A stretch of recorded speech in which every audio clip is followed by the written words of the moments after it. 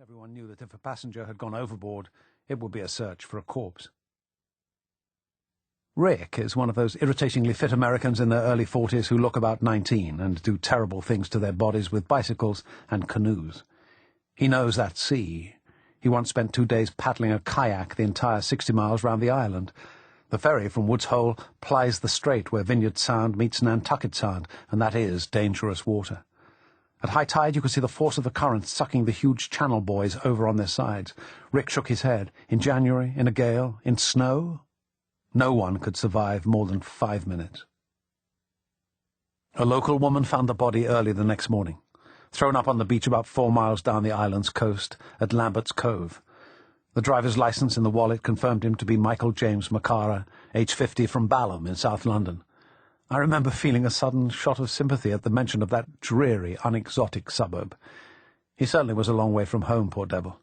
His passport named his mother as his next of kin. The police took his corpse to the little morgue in Vineyard Haven and then drove over to the Reinhardt residence to break the news and to fetch one of the other guests to identify him.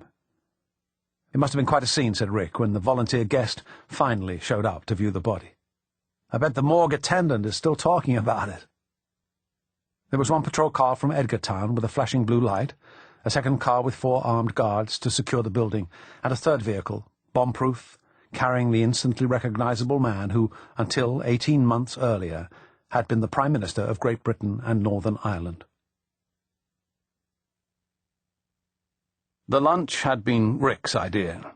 I hadn't even known he was in town until he rang me the night before. He insisted we meet at his club. It was not his club, exactly. He was actually a member of a similar mausoleum in Manhattan, whose members had reciprocal dining rights in London, but he loved it all the same. At lunchtime, only men were admitted. Each wore a dark blue suit and was over 60.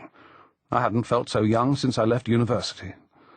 Outside, the winter sky pressed down on London like a great grey tombstone.